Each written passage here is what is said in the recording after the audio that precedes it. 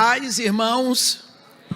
Eu gostaria de convidar a igreja a abrir a palavra na primeira carta de Pedro, no capítulo 2, onde está escrito assim: pois isto está na Escritura. Eis que ponho em Sião uma pedra angular, eleita e preciosa, e quem nela crer não será de modo algum envergonhado. Para vós outros, portanto, os que credes, é a preciosidade, mas para os descrentes, a pedra que os construtores rejeitaram, essa veio a ser a principal pedra angular. E pedra de tropeço e rocha de ofensa.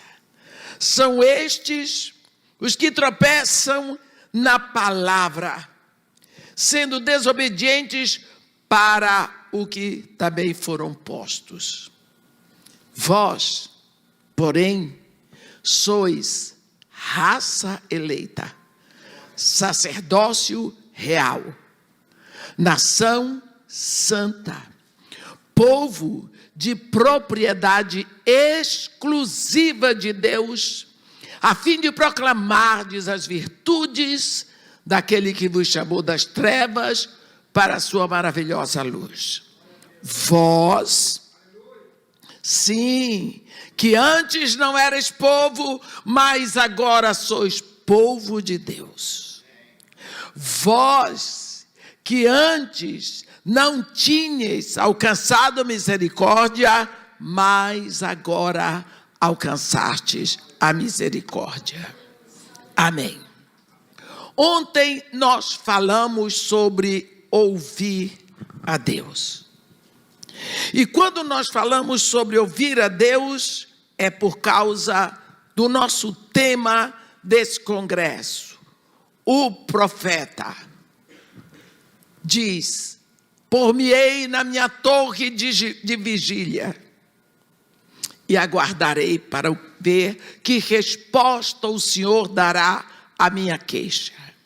E chega o momento em que o Senhor responde a Abacuque e diz para ele: olha,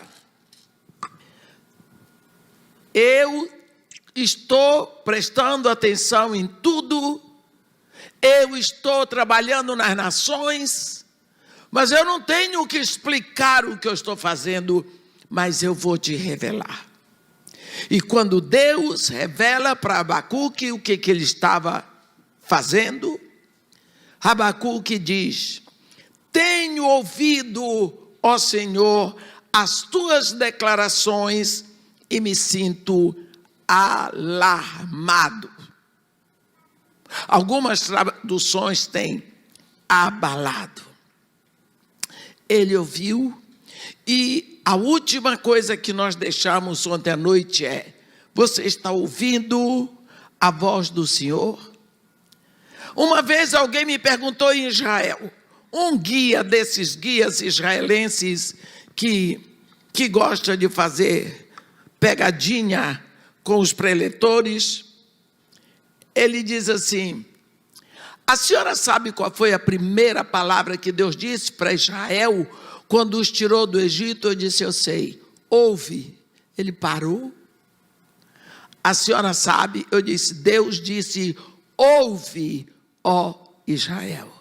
Ele começou a chorar, porque ele disse que há muitos anos ele perguntava isso para quem ia lá pregar, ninguém sabia. Às vezes não significa que a pessoa deixa de ser filho de Deus porque não sabe uma coisinha dessa. Não significa que é um pré-eleitor menor porque não sabe uma coisinha dessa. Eu sabia e sei. Quando Deus tira seu povo, ele diz: ouve, ó Israel, sou eu, o Senhor teu Deus, que te tirou da terra do Egito, da casa da escravidão. Não terás outros deuses diante de mim. Um dia, nós vemos isso lá em Marcos 12, os sacerdotes estavam querendo confundir Jesus, e depois que Jesus diz para eles, que de forma que eles ficaram perplexos, um dos escribas chegou para Jesus, depois de ouvir a discussão entre eles, vendo que Jesus lhes houvera respondido bem, perguntou-lhe: qual é o principal de todos os mandamentos? Olhe, um escriba é um escriba, ele é versado na lei, e ele simplesmente pergunta para Jesus: qual é o principal de todos os mandamentos? Marcos 12, versículo 29, Jesus responde: o principal é: ouve, ó Israel, o Senhor nosso Deus é o único Senhor. Mas Jesus Cristo não esqueceu de dizer ouve, porque o ouvir é tão importante. Nós vemos Elias subir do monte com dificuldade de ouvir, até que de uma hora para outra o empecilho foi saindo e ele ouviu. Nós vemos Deus chamando Moisés no monte para ouvir. Nós vemos Isaac, quando estava em Berseba, sozinho à noite, falou o Senhor com ele para ele ouvir. Nós vemos em tantos e tantos momentos na Bíblia como Deus separa pessoas para ouvir. Quando Deus tirou Abraão de lá dos caldeus, ele não disse para Abraão qual era a terra. Ele disse: vai para uma terra que eu te mostrarei. Quando Abraão teve que atravessar o deserto de Abadã, no deserto Deus disse a Abraão: é essa terra. Então nós vemos que Deus quer ser ouvido. Nós lembramos quando Deus tirou o povo de Israel do Egito. Chegou a determinado momento, em Êxodo 19, no versículo 5, ele diz: agora, pois, se diligentemente ouvirdes a minha voz, e guardardes a minha aliança, então sereis a minha propriedade peculiar entre todos os povos, porque toda a terra é minha. Vós me sereis sacerdócio real e nação santa. Deus colocou uma condicional: se ouvirdes a minha voz. Nós sabemos que Israel falhou. Israel se misturou com outros povos, cultuou outros deuses, largou o Senhor, muitas vezes foi para o cativeiro por causa disso. Hoje é um povo que está sem templo para adorar, sem sacerdócio para sacrificar. Mas Deus tem uma aliança com eles por causa que fez com Abraão, e Deus vai cumprir, porque Deus é fiel. Podemos confiar na fidelidade de Deus e amamos Israel.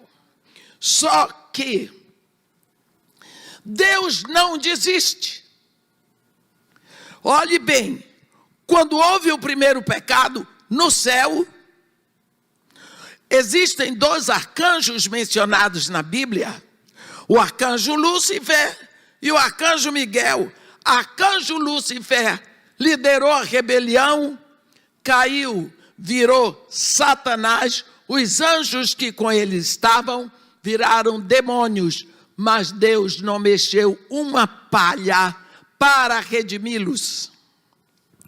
Na hora que o homem caiu lá no Éden, Deus se levantou e disse: eu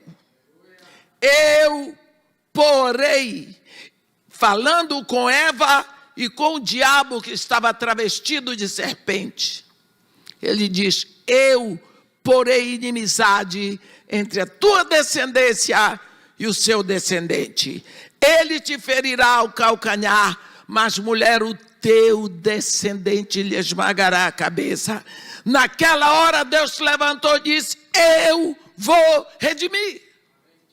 Deus tomou a frente. E nós sabemos o que Deus já fez. Quando pensamos nisso, nós vemos que Deus não desiste. Quando Deus disse para Israel: agora, pois, se ouvirdes a minha voz, guardardes os meus mandamentos, sereis minha propriedade exclusiva entre todos os povos, vós me sereis sacerdócio real e nação santa. Israel falhou, Deus desistiu? Não. Deus terá na terra um sacerdócio real, uma nação santa, um povo de propriedade exclusiva. E chega o momento que Pedro nos diz que nós somos raça eleita. Raça eleita. Sacerdócio real, nação santa. Como que isto acontece? Pela graça derramada de Deus. Porque Deus não fez com Israel, porque Israel simplesmente não cumpriu a lei.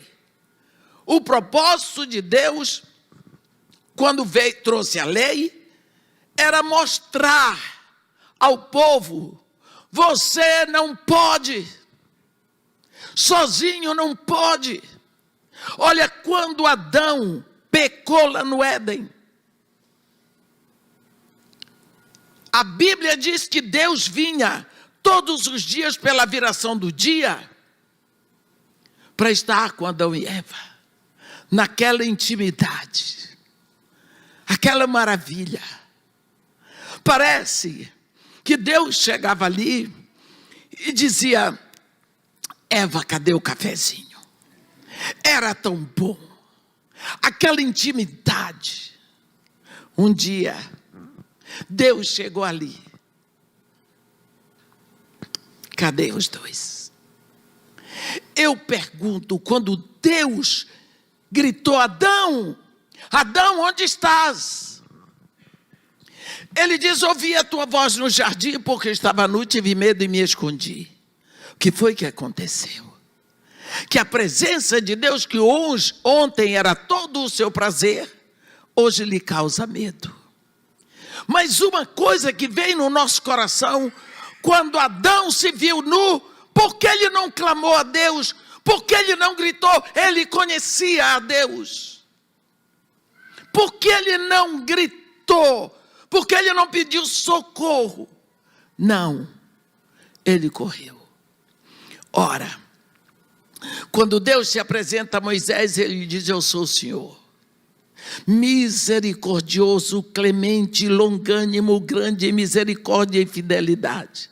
Esse Deus nunca mudou. Por que Adão não gritou? Não sabemos. Deus vai criar um homem na terra, que da terra vai gritar para ele. Vai gritar para ele. Você vê que quando Jesus Cristo chega na cruz, ele grita: Eli, Eli lama sabachthani. Era isso que Adão tinha que ter dito. Por que me abandonaste? Porque eu estou nu? Porque eu estou desprotegido? Ontem eu não estava. Socorre-me. O grito da terra para os céus. O homem devia ter gritado, mas Deus vai criar um homem que vai gritar para ele. Porque Deus nunca desiste. O plano dele, ele vai levando à frente.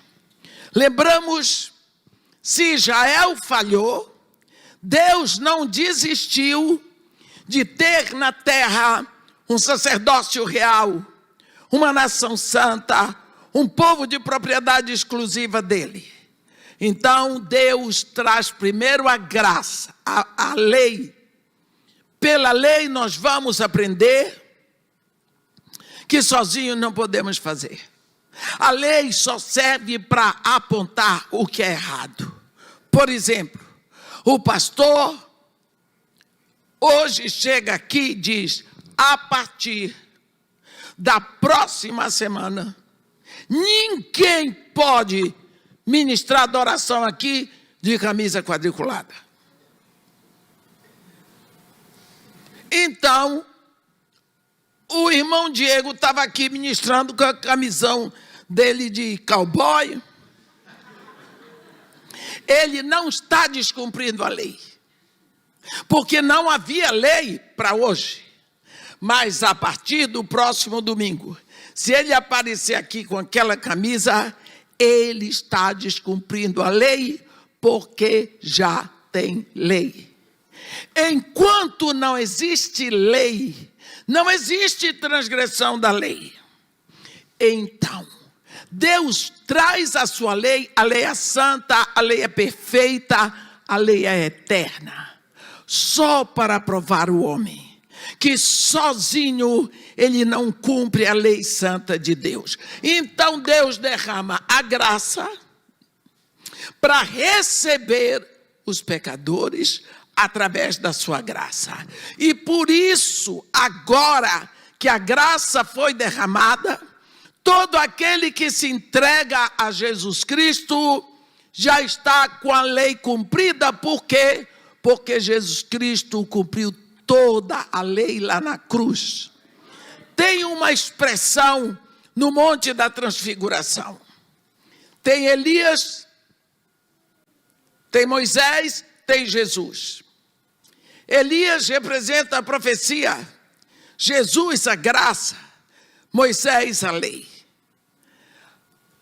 Lei, profecia e graça são eternos. Quando então vem a graça de Deus, derramada através de seu Filho, o Espírito então pode vir para a terra. Isso tudo é uma questão de aliança. Quando Deus trabalha com alianças, o povo de Deus é um povo de aliança. A Bíblia é um livro de aliança. Jesus faz uma aliança com Deus lá na cruz. Nós sabemos que toda aliança, ela é selada com sangue. Quando o profeta Jeremias enunciou no capítulo 3, no capítulo 31, eis que vem dias, diz o Senhor, em que farei nova aliança com a casa de Israel e com a casa de Judá. Não conforme a aliança que eu fiz com seus pais, quando os tomei pela mão e os tirei da terra do Egito, porque eles desprezaram a minha aliança, não obstante eu havê-los desposado. Porque esta é a aliança que farei com eles a partir daqueles dias. Nas suas mentes imprimirei a minha lei, também no seu coração eu as inscreverei. Eu serei seu Deus, eles serão meu povo. Não ensinará mais um ao outro, dizendo: conhece o Senhor, porque todos me conhecerão, desde o menor até o maior. Porque para com eles usarei de misericórdia, e dos seus pecados jamais me lembrarei. O povo de Israel diz: Jeremias, e aí? E qual é o sangue que vai selar esta nova aliança? Não sei, Deus não disse, então sua aliança não vale. O capítulo 31 de Jeremias ficou um capítulo desacreditado pelos fariseus, pelos saduceus, por todo mundo. No dia da última Páscoa de Jesus, Jesus se levantou e, entre tantas coisas, ele diz: este é o cálice da nova aliança no meu sangue. Sabem a aliança que meu pai falou no capítulo 31 de Jeremias? O sangue que sela esta aliança está correndo nas minhas veias agora. Eu sou o cordeiro que vim para com meu sangue selar esta nova aliança. A partir deste momento, nós temos uma aliança de um homem da terra com Deus nos céus. Olhe bem uma coisa. Salmo 115, versículo 16 diz: os céus são os céus do Senhor, mas a terra deu a ele aos filhos dos homens. Os céus são de Deus, a terra dos homens. Quando Jesus Cristo ressuscitou, ele apareceu no meio dos discípulos e diz: Shalom, paz. O povo ficou perplexo. Shalom! Aí ele diz: toda autoridade me foi dada nos céus, eu sou Deus, e na terra eu sou homem. Pronto. Agora tem um homem que se assenta nos céus, então Deus pode ser entronizado na terra. Vocês entendem? Tem um homem que subiu com um corpo igualzinho ao seu, só que transformado, e está sentado em glória ao lado direito do Pai. Este homem, Jesus, toma posse dos céus. Então agora terra e céus têm uma aliança. Aí, só então, este homem glorificado lá, o Espírito Santo pode ser dado para habitar num corpo aqui na terra. Esse corpo se chama igreja. Isto é a palavra de Deus. O que aconteceu no dia de Pentecostes? Ouviu-se um som do céu, como de vento impetuoso que encheu toda a casa. Apareceram distribuídas entre eles línguas de fogo. Cada um começou a falar numa nova língua, segundo o Espírito lhes dirigia que falasse. Houve uma explosão de vida tão grande que eles que estavam todos fechados, com medo dos judeus, saíram. O que foi que aconteceu? Olhe, a Bíblia diz: Deus é luz. 1 de João 1, versículo 5. Deus é luz. Nele não há treva alguma. O Espírito Santo é Deus. O que é que acontece? Quando esse Espírito vem para dentro de você, ele não deixa de ser luz. E tem outra coisa que Jesus Cristo disse: ninguém acende uma candeia para botar dentro do alqueire lá, num caixote. Pelo contrário, quando ele acende a luz dele, ele bota no velador para iluminar tudo.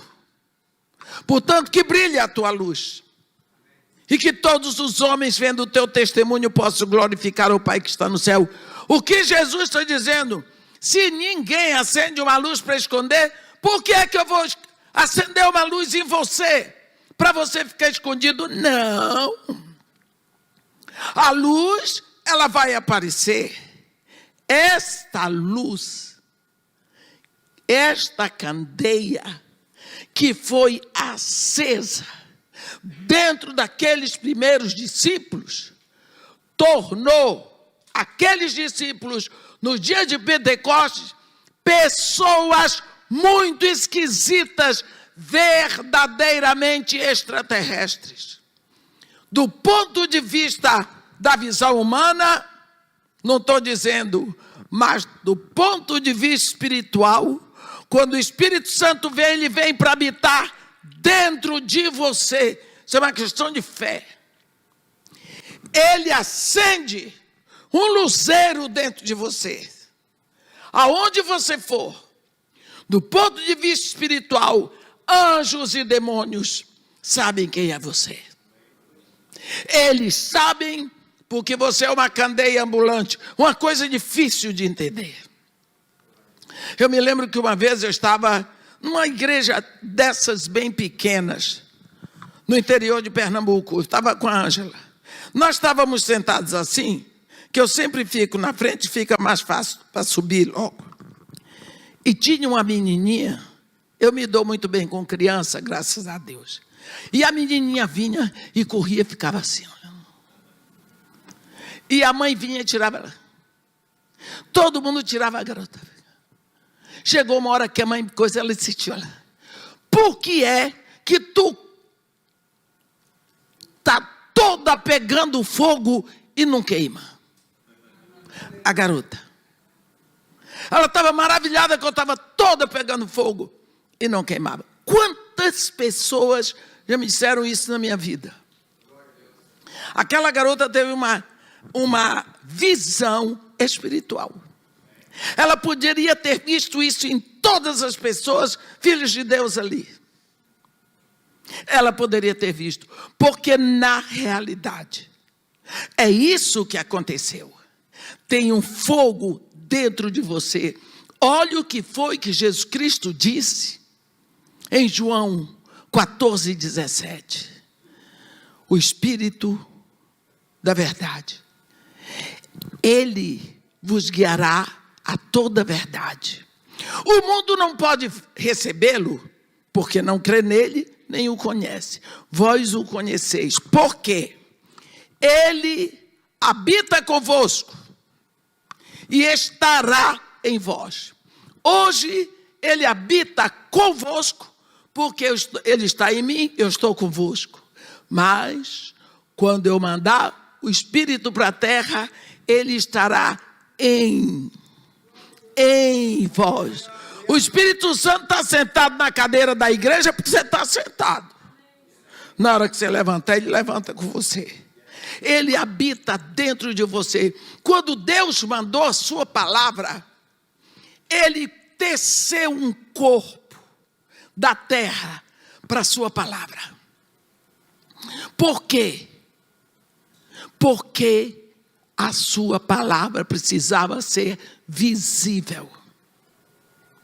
Mas quando vem o Espírito, não precisa fazer um corpo para o Espírito, porque existem os filhos de Deus. E o Espírito vai habitar dentro de cada um deles, formando um corpo chamado igreja. Então agora, esse Espírito vem para a terra. Para cada um. Primeiro aqueles 120 que estavam lá na sala. Os discípulos chamam, saem. Pedro faz o seu primeiro sermão. 3.000 pessoas se rendem a Jesus. São 3.000 lampiões humanos. Olha o que está acontecendo em Jerusalém. Agora são 3.120. Os anjos e os demônios estavam maravilhados, porque nunca tinham visto aquilo. Havia um mover no reino espiritual. Daqui a pouco teve a cura do coxo. Na porta do templo chamada Formosa, a Bíblia diz, capítulo 3 de Atos, mas 2.000 pessoas aceitaram Jesus. Agora são 5.000. Candeias humanas, holofotes da eternidade em Jerusalém. Do ponto de vista espiritual, eu quero que você veja o que está acontecendo na terra, que nunca aconteceu. Este povo tem o nome de ser um povo tão diferente que é uma raça que nunca existiu, porque até aquele momento, aqui no mundo só tinha raça branca, raça negra, amarela, vermelha e os misturados assim que nem eu. Agora tem uma raça que veio lá de cima, chamada raça eleita, porque pode ser preto, branco, amarelo, coisa, mas tem um lampião aqui que brilha. Tem um lampião. Esta é a raça eleita. É a raça que Deus elegeu. É dele. Agora, enchei-vos do Espírito. Tem um corinho que diz, em inglês, give me oil in my lamp, keep me burning. Vocês conhecem esse corinho? Eu não vou tentar cantar, senão ninguém fica aqui. Give me oil in my lamp, keep me burning. Give me oil in my lamp, I pray. Give me oil in my lamp, keep me burning. Keep me burning until the break of day. Você tem que manter esta luz queimando. Luz, quando você acende, precisa de combustível. Cadê o óleo? Cadê a palavra? Sem combustível, ela vai minguando. E às vezes ela está lá embaixo. Ela nunca vai desaparecer. Porque você é raça eleita. Mas o que nós podemos fazer para que Deus avive? Porque quando a chama está apagando, precisa de avivar. Quando está morto, não dá para avivar. É só quando está apagando. Esse Espírito lhe foi dado. E ele você tem que ir ficando cheia. Quantas vezes nós vemos Paulo cheio do Espírito, João cheio do Espírito, Estevão cheio do Espírito, e você? Quando é que você está cheio do Espírito ou você está esvaziando porque você não traz combustível? E Pedro diz, vós, igreja, vós sois a raça eleita. Ele diz sacerdócio real. O que é um sacerdócio? O sacerdote existe para ministrar em relação a Deus. Aqui na primeira carta de Pedro, no capítulo 2, versículo 5 e versículo 9, Pedro nos fala de dois momentos do nosso sacerdócio. No versículo 5, ele diz que nós somos pedras vivas e que nós somos sacerdócio santo, a fim de ministrar sacrifícios espirituais agradáveis a Deus por intermédio de Jesus Cristo. Sacrifícios espirituais. Sacrifício é louvor, meu irmão. Sacrifício é louvor espiritual, agradável a Deus, através de Jesus Cristo. E ele fala no versículo 9 sobre sacerdócio real, a fim de proclamar as virtudes daquele que nos chamou das trevas para a sua maravilhosa luz. Então, eu tenho dois momentos do meu sacerdócio. No momento, eu exerço meu sacerdócio santo.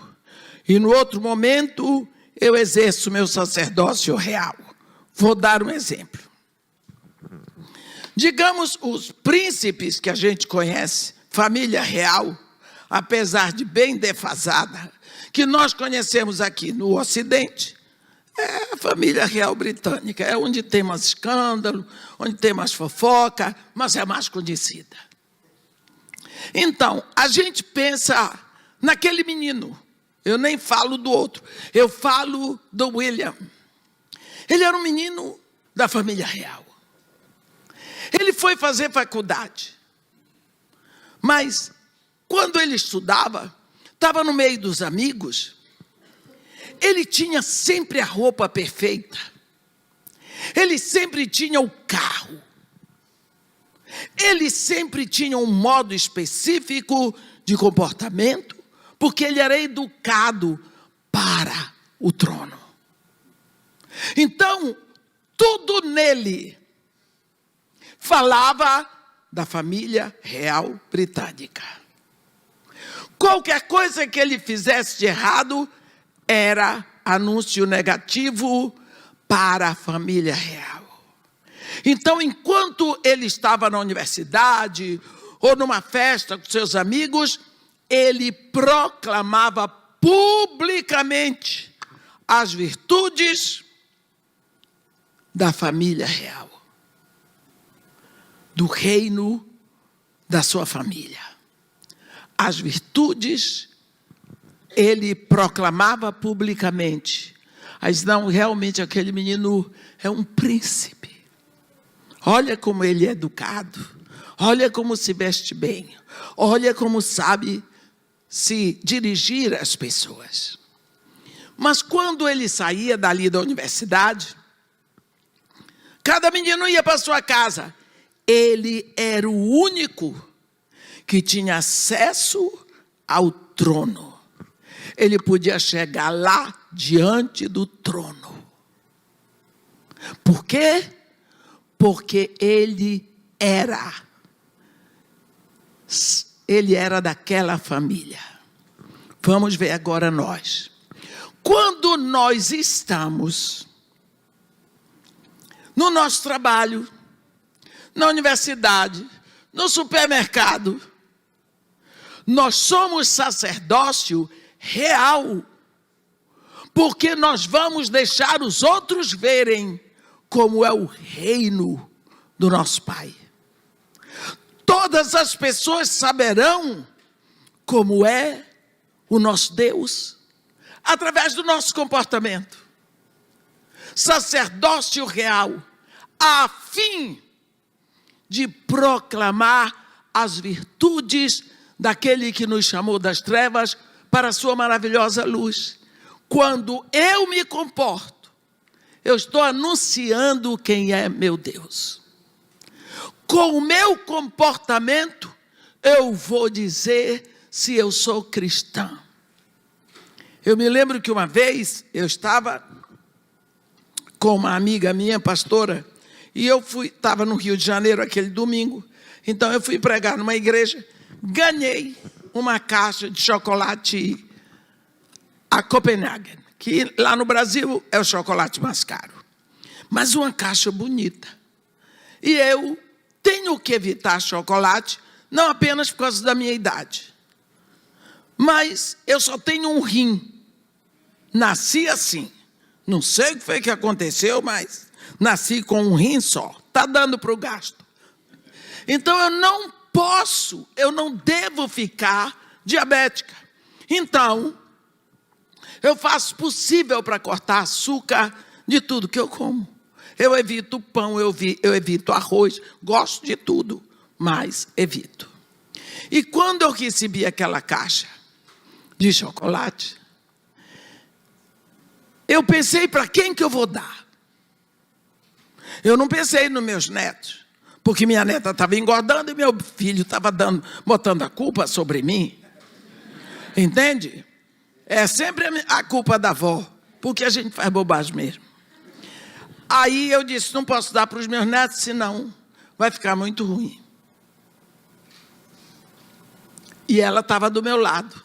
E ela gosta muito de chocolate, essa pastora. Eu disse para ela disse para mim, o que você vai fazer com essa caixa de chocolate? Eu disse para ela, eu vou dar para o porteiro do prédio. O quê? Eu disse, como que você pega uma caixa dessa de chocolate da Copenhagen e você vai dar para o porteiro? Eu disse para ela, quando é que este porteiro vai comer uma chocolate da Copenhagen se eu não der? Porque pelo jeito, gente como você nunca vai dar. Ele é pior do que você? Ele é pior do que eu ganhei, ele não pode ganhar. Eu dei um sermão para ela, dentro do táxi. Ela chorou. Quando eu saí do táxi, o motorista olhou para mim e disse: é a primeira vez que eu ouço falar de um crente que presta. O motorista do táxi estava acompanhando. É a primeira vez que eu ouço falar de um crente que presta, porque eu achei que o único crente que prestou aqui foram meu avô e minha avó. Olha o exemplo, ela era pastora. Eu proclamei, aí eu aproveitei para dar rebarba para ele toda, não podia perder a oportunidade. Às vezes nós nos comportamos como se o nosso Deus não tivesse nada a ver com a sua palavra aqui. Quando você está vivendo lá fora, tudo que você faz, tudo que você diz, você está proclamando quem é Deus. Eu não preciso dizer que Deus é bom, eu tenho que ser boa. Por exemplo, quantas pessoas, eu tenho um projeto no Morro Dona Marta, vem me dar roupa velha para dar no Natal, eu não dou. Eu vou dar roupa velha para uma criança no Natal e dizer que foi Jesus que mandou. Ele dizia: como é que ele manda roupa nova para os ricos e manda o resto para mim? Brinquedo quebrado. Como é que eu vou dar para uma criança um brinquedo quebrado? Quer dizer, o rico pode receber, ele não. Uma vez uma senhora me chamou para que ela tinha um presente para as crianças. No final ela me disse farinha láctea. Eu era louca para dar farinha láctea para as crianças, mas o dinheiro não sobrava para comprar farinha láctea. Peguei o carro, fui com tudo, saí de Copacabana lá para Barra da Tijuca, enchi o carro. Eu tinha uma Paraty, daquelas track and field naquela época, mas eu voltei de lá cantando. De alegria. Cheguei no Morro Dona Marta, chamei as crianças para me ajudar a carregar as caixas. Uma caixa abriu, a menina olhou e disse: ih, dona Edmé, o que é? Essa farinha láctea já tem muito tempo de passada. Como? Tinha 2 anos. Expire date. Eu olhei aquilo me deu uma dor tão grande. Eu olhei para aquelas crianças, eu fiquei com tanta vergonha, mas eu fiquei com tanta raiva. Eu disse: bota tudo dentro do carro. Bota que eu vou jogar isso tudo nela. A minha vontade era pegar lata por lata, mas eu não podia fazer isso. Cheguei lá na porta do prédio, eu disse: me ajuda aqui. O porteiro: saia da minha frente. Tirei tudo. Diga para ela, para dona, que eu não vou dizer o nome, dá para os netos dela, porque eles podem adoecer, que eles têm plano de saúde e dinheiro para comprar remédio. As minhas crianças lá não têm. Diga para ela, dá para os netos dela. E fui embora tão triste.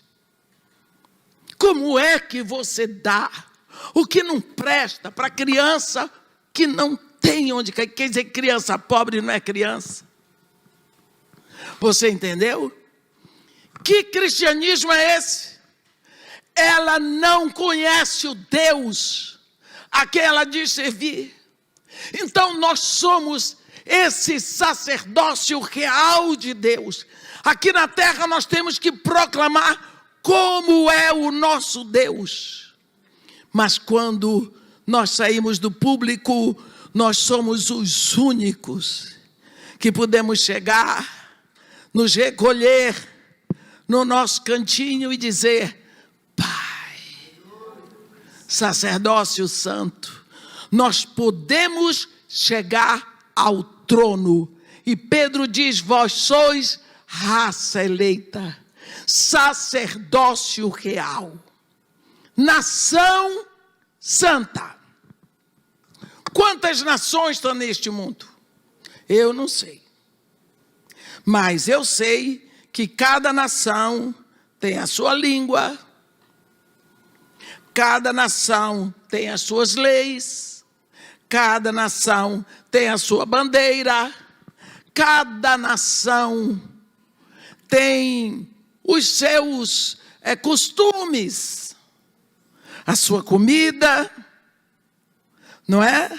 O seu jeito até de dançar. Aqui nós somos nação santa. Então, por quê? Porque as nossas leis são santas. O trono que está sobre nós é santo. A nossa linguagem é santa. A nossa bandeira é a bandeira de um reino, Jeová Nissi. O Senhor é a nossa bandeira. Os nossos costumes são santos. Então nós somos uma nação santa, porque nós somos movidos pela ordem santa lá de cima. Paulo diz em Colossenses 3, se sois do alto, buscai as coisas lá do alto, pensai nas coisas lá do alto, buscai as coisas lá do alto, onde Cristo vive assentado à direita de Deus. Deixai as coisas aqui da terra, porque morreste, e a vossa vida está oculta com Cristo em Deus. Nação santa, povo de propriedade exclusiva de Deus, você tem dono. Jesus Cristo comprou você para o Pai. Apocalipse 1. Quando João entra naquela doxologia, ele diz: Jesus Cristo, o primogênito dos mortos, o soberano dos reis da terra, aquele que nos ama e com o seu sangue nos libertou dos nossos pecados e nos constituiu reino e sacerdotes para o seu Deus e Pai. Jesus Cristo comprou você e deu de presente para o Pai. Você é um presente de Jesus Cristo para o Pai. Você tem que alegrar o Pai, não é? Povo de propriedade exclusiva de Deus com um objetivo. O objetivo de proclamar quem é seu Pai. Como que seu Pai é. Olha, Deus, Ele sempre se preocupou em que você seja útil para Ele, para o bem, para o reino. Nós lembramos que quando Jesus Cristo veio, Ele veio como um canal de Deus para nós. Você sabe o que é um canal? Um canal flui, digamos, água, direto. Então Ele foi canal de Deus para a humanidade. E Ele disse: assim como o Pai me enviou, assim como Ele fez de mim um canal para vocês, assim como o Pai me enviou, eu vos envio para vocês serem canais. Não é para serem represa, é para serem canais. É isso que Deus está esperando de nós. Eu sei que, logicamente, tem muita gente aqui que só conheceu Jesus depois de adulto. Antes, você vivia na farra, não é? Não precisa se acusar. Porque alguma farra você andava. Ou na idolatria, ou na feitiçaria, na imoralidade espiritual, imoralidade sexual. Desculpa o termo, alguma safadeza você andava fazendo. E estava acostumado. Eu também. É de lá que ele nos transporta, do império de trevas para o reino do Filho do seu amor. Durante esse tempo, acredite uma coisa, Deus estava trabalhando para você. Ele estava deixando, permitindo que você conhecesse muitas coisas, muita gente, para depois se arrepender, viu? Hoje você olha para trás e diz, e se não fosse Deus? Deus já cuidava de mim. Ele estava trabalhando para você. Lá um dia, você já pescou? Você bota a isca no anzol, joga no mar, fica lá. Quando o peixe fisga, se você fizer assim, vai perder. Você tem que fisgou, você dá aquela puxadinha para agarrar e deixa o peixe. O peixe vai se batendo, e ele vai. Quando ele cansa, que ele começa a bater menos, você começa... Ele vem. Aí lá um dia Deus fisgou você. E você vem chorando. Oh, Jesus. Agora, ele que antes trabalhou para você, ele vai trabalhar em você. Você vem para a igreja, você vai aprender a conhecê-lo. Você vai querer mais dele, você vai louvá-lo e adorá-lo. Mas não acabou não. Ele está querendo trabalhar através de você. Ele quer que através de você, através da sua vida, outros venham a conhecer o seu amor. Ele quer que as pessoas amem a ele quando olharem para você. É isso que ele está querendo. É através... Tem um corinho em inglês que fala isso. Go in my name, and because you believe, others will know that I live. Vocês devem conhecer. God forgave my sins in Jesus' name. Né? Vai no meu nome. E porque tu crês, outros verão meu poder. Outros vão me conhecer através de ti. Você tem uma responsabilidade, meu irmão. A sua vida é uma propagação do Evangelho.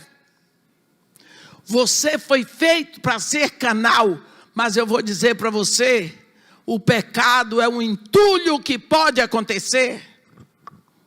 Se você não está deixando fluir a comunhão e a vida do Evangelho, o pecado está obstruindo. E por isso que você tem que trazer palavra. Palavra.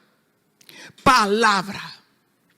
Vós sois raça eleita, sacerdócio real, nação santa, povo de propriedade exclusiva de Deus, a fim de proclamardes as virtudes daquele que vos chamou das trevas para a sua maravilhosa luz. Vós que antes não erais povo, mas agora sois povo de Deus. Vós que antes não tinhais alcançado a misericórdia, mas agora alcançastes a misericórdia. Israel falhou, Deus não desistiu, porque o nosso Deus não desiste. Agora ele abriu esta graça para nós e nós precisamos estar atentos. Se nós queremos este avivamento, nós lembramos do que Deus diz. Agora que você entrou no caminho, agora que você está em Jesus, que Ele é o caminho que leva para o Pai, Ele diz, olha, quando te desviares para a direita, ou quando te desviares para a esquerda, os teus ouvidos ouvirão atrás de ti uma palavra dizendo, este é o caminho, é Jesus, é meu filho. Andai por ele e vinde a mim. Quantas vezes nos desviamos, quantas vezes os nossos pés, com o nosso calcanhar ferido, nos deixa tropeçar para fora, volta. Entra nesse caminho, porque este caminho chamado Jesus é estreito, não é largo, mas ele conduz à salvação. Amém? Que Deus nos abençoe e nos guarde, que faça resplandecer o seu rosto sobre nós e tenha misericórdia de todos nós. Amém.